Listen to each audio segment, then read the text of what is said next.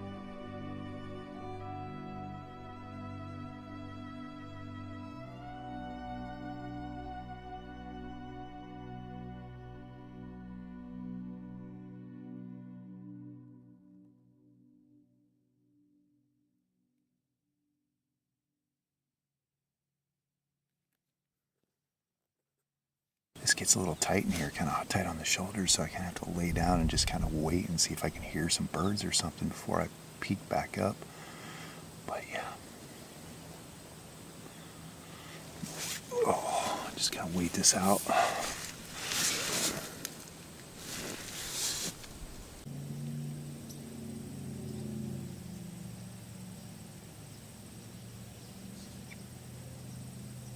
Yeah, the blue heron finally showed up. He's right out here.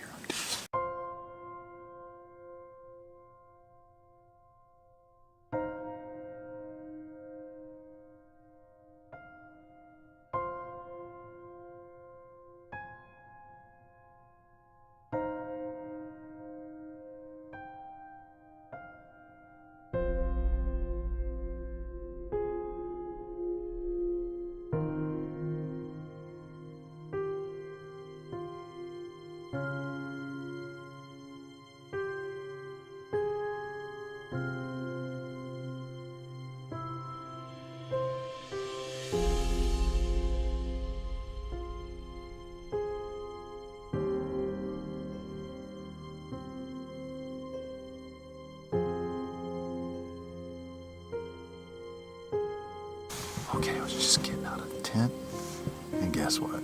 Blue heron's right behind me. I'll show you some of the footage.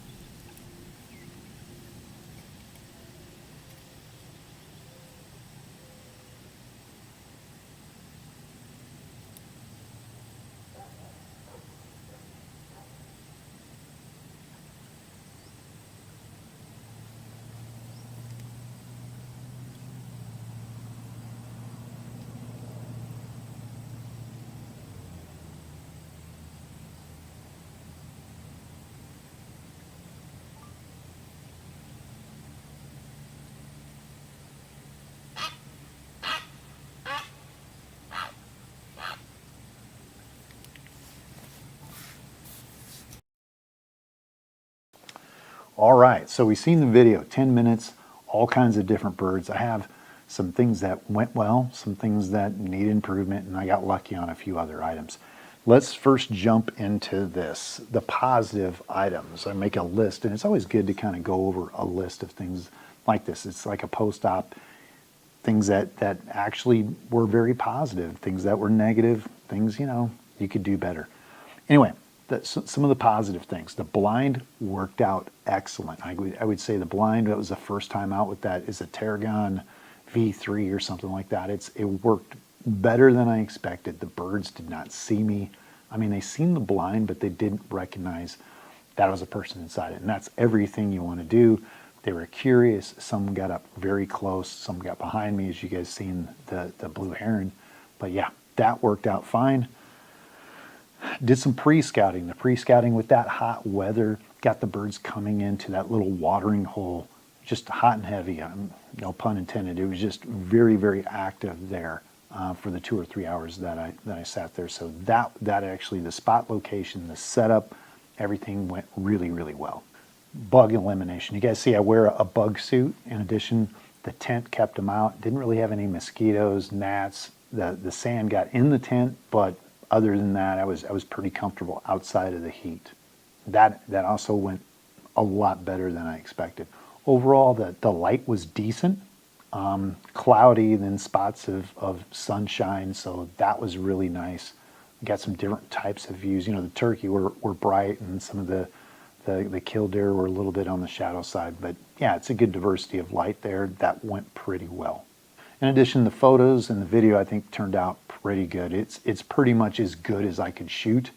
I had plenty of opportunity to kind of execute. Now, if I missed something, that was all on me, but the birds were there, very plentiful, a great amount of time and all that. So manual focus. Manual focus went pretty well. I was kind of going in and out besides using automatic focus, but there's twigs, there's all kinds of stuff in the way that you just have to adapt to. And I don't think people realize, like, everybody's on the eye animal focus and it works out well, but when you got a lot of bushes or shrubs, it's going to fail, and you just have to learn how to use manual focus and learn how to adapt. You just can't stop and kind of just quit right there because it's not working. Some of the things that I improve upon or do a little bit better. One is test out my gear a little bit more. Now, that blind worked awesome, but I didn't know it was that small inside. I set it up at home, worked well, but I didn't put my camera bag inside the blind to see how tight that fit was, and it's really tight in there. So just one of those things, just make a note of it, test out your equipment pretty thoroughly before you actually go out in the field and do that. And the setup, I did set the blind up, but I didn't set it up all the way, and I was a little bit curious, and I think it worked okay. The other thing that I messed up on was not bringing equipment, tools with me. And I make this mistake all the time because I'm afraid that a pair of pliers is going to get in my camera bag, my lens bag, and scratch the lenses or damage stuff. So what the issue I had here was the actual extension. This is a piece that on my other ground pod that actually would not come off. I put it on so tight. I'll move this, sorry. See if this actually comes off. This is what I call an extender. And it goes, I make this one. This is just a 10 pan. You guys can make this stuff, but the extender gives you probably 3 or 4 inches on the top of that to boost it over. I could not get that off in this last video with that. I didn't have a pair of pliers or anything, so just bring equipment with you, because it could have been a deal breaker. It could have been stuck on here, and I really actually needed the elevation to get to the birds to prop up the camera a little higher. I was worried that it wasn't going to get that eye contact. It was going to be too high and I was going to point down. But as luck would have it, I was pretty much dead on, which awesome, because there's little hills and bumps in the way that you want to get just a tad over that so you don't have a hill in your way of the bird and that. So that went well. Got lucky. I'll take that as a win. So the next one deals with my lens, and that's the ibis. Now you notice in sometimes when I have it on a stable platform, the ground pod, the video was kind of doing this. It was kind of waving up and down. And what that is a mistake of is I was getting so worried about other things is the image stabilization. You can put it on tripod mode, which kind of doesn't do the image stabilization this way, it just does it this way. Now this is a 50-50 deal because the image, you see some of the video is going up and down. Just note that sometimes if the lens is sticking outside of the blind, you have wind that will kind of bump it around, or wind that will move your actual blind, and it makes the jitters. This video was shot at probably 1600 millimeters, a lot of that. So it was very susceptible to jitters. And I think it did a fairly good job being at 16 and 2000 millimeters.